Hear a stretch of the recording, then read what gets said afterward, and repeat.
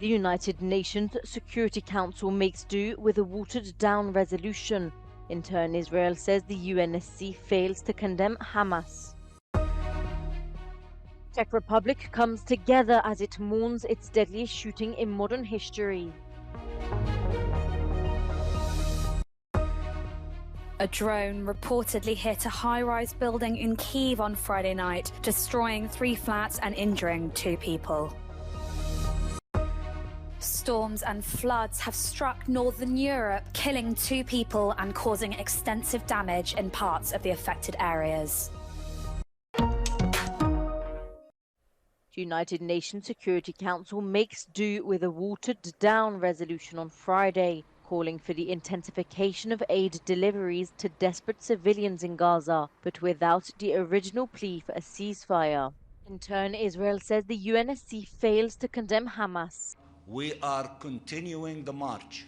We will not relent until we reach an immediate ceasefire and having the massive amount of humanitarian assistance to the Palestinian people in the Gaza Strip.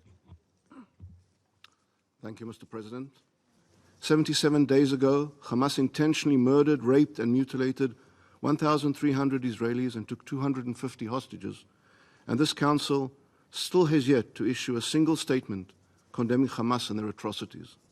The Israeli military released footage taken by a military-trained dog of a network of underground tunnels beneath the area of Isa in Gaza City. They say they were used by Hamas militants as a command and control center and has since been destroyed by troops. Czech Republic mourns its deadliest shooting in modern history. The rampage in Prague took 14 lives. The shooter himself committed suicide. Many Czech cities joined Prague in organizing vigils and memorial services. Psychologists say they aren't sure how society is going to react. To víte, že ze začátku budeme žít v určité nedůvěře. Já jsem zvědav, co se bude dít potom. Může to u nás zesílit ostražitost vůči čemukoliv cizímu, nepochopitelnému, anebo naopak to může zvýšit naše empatii vůči lidem, kterým se dějí obtížné věci. Ale ano, v prvé chvíli si myslím, že je zřejmé, že přijde značné znejštění. Police believe that the Prague shooter could also be responsible for a double murder that happened in a Klanovice forest near Prague, where on December 15th a man and his baby daughter were found killed.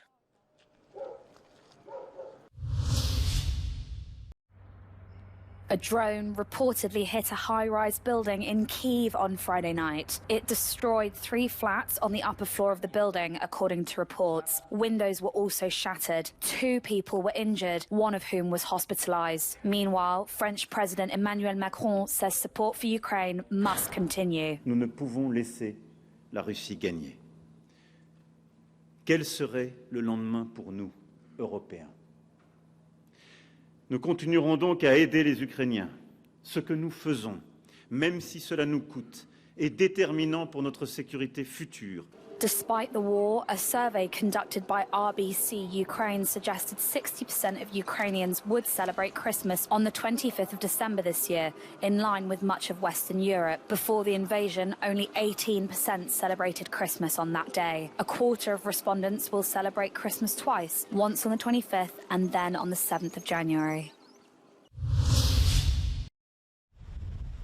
A storm brought heavy rain and strong winds across northern Europe overnight and into Friday, bringing down trees and prompting warnings of flooding on the North Sea coast. 2 women were killed by falling trees, one in Belgium and the other in the Netherlands. Travel has also been disrupted just before Christmas. In Norway, flight and ferry departures have been cancelled. Pre-Christmas rail travellers in parts of Germany faced cancellations, delays and diversions. Routes affected included those from Hamburg and Hanover to Frankfurt and Munich. Storm Pia hit Denmark and the wind is still strong in many parts of the country. There have been some fallen trees and flooding in many coastal areas during the night. German authorities have warned of a storm surge of up to 3 meters or more above mean high tide on parts of the North Sea coast on Friday.